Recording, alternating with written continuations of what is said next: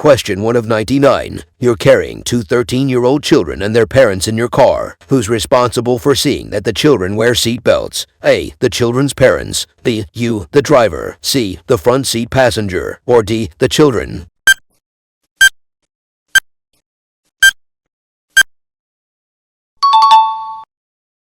Question 2 out of 50. What should you expect if you see this sign ahead? A. The road will go steeply uphill. B. The road will go steeply downhill. C. The road will bend sharply to the left. Or D. The road will bend sharply to the right.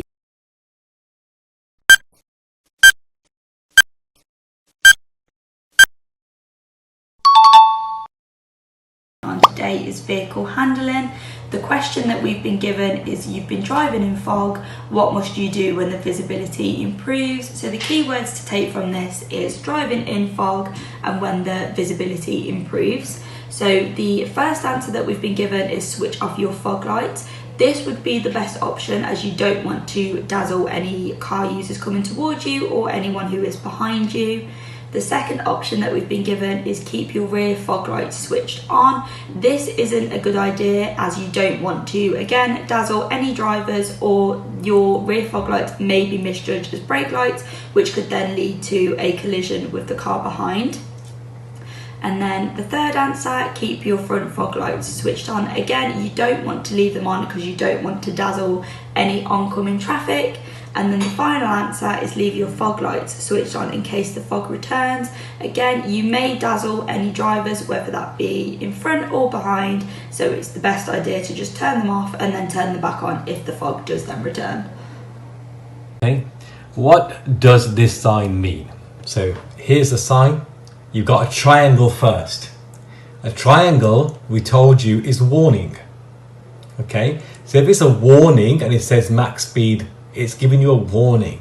So if you look at the answers on this question, you mustn't exceed 20 miles an hour. Well, it's a warning, so it's not telling you you can't do that.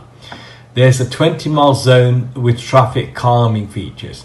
Well, again, it's showing you a bend, so it's telling you the bend is quite sharp, so it has nothing to do with a 20-mile zone or traffic calming features. There's a 20-minute speed limit after the bend. Again, this is about the bend. So if you think about it, you're advised not to exceed. Remember the word advise, because this is a warning sign. That would be good advice. So the answer here would be you've advised not to exceed 20 on the bend, because that would be the safest kind of maximum speed to use. So it's always advice on a triangle. When may you wait in a box junction? Okay, here's a box junction. Let's have a think about it.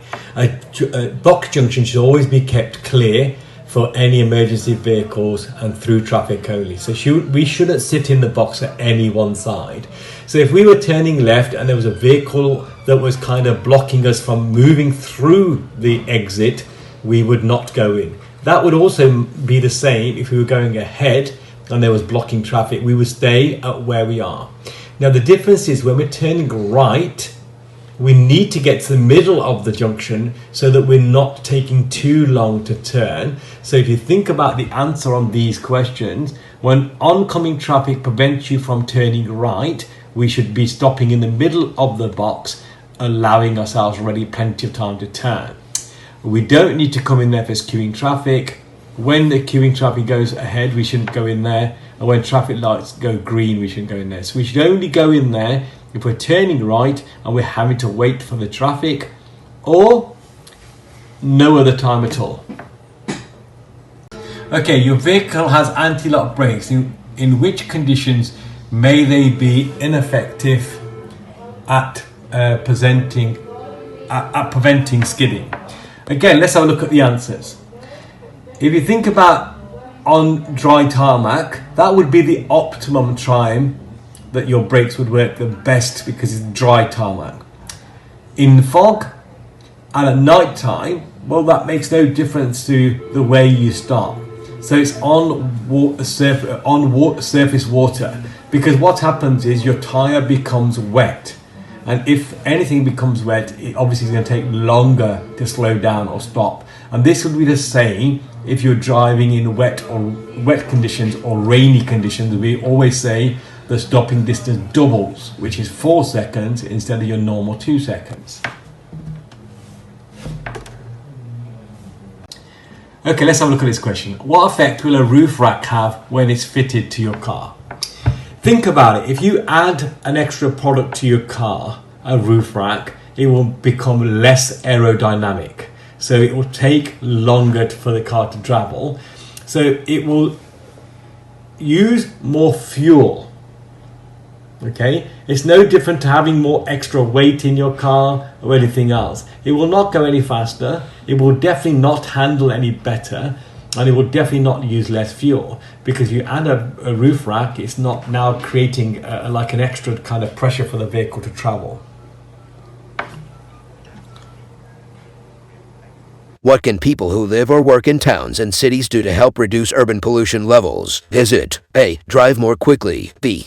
Over-rev in a low gear, C. Walk or cycle, or D. Drive short journeys?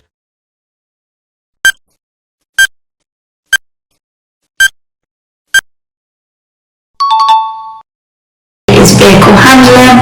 For today's question, it says the road is wet. Why would a motorcyclist steer around drain covers while they're cornering? So the main things that we need to take from this question is that the road is wet, and we are also dealing with a motorcyclist for this question. So for the first answer, to avoid puncturing the tyres on the edge of drain covers, for this it wouldn't be the case, as there isn't anything sharp enough on drain covers to puncture any tyres. For the second question, this would be the best option to prevent the motorcycle sliding on the metal drain covers. As we've already established, the road is wet, it may potentially still be raining, so if the motorcyclist was to accidentally go on, they may potentially crash. For the third answer, to help judge the bend using the drain covers as marker points, we wouldn't have to use the drain covers as marking points, as you would have been given notice from a sign saying that there was a bend approaching. And then for the fourth answer, to avoid splashing pedestrians on the pavement, we wouldn't do this one, as you would get fined for splashing a pedestrian. So the correct answer would be number 2, to prevent the motorcycle sliding on the metal drain covers.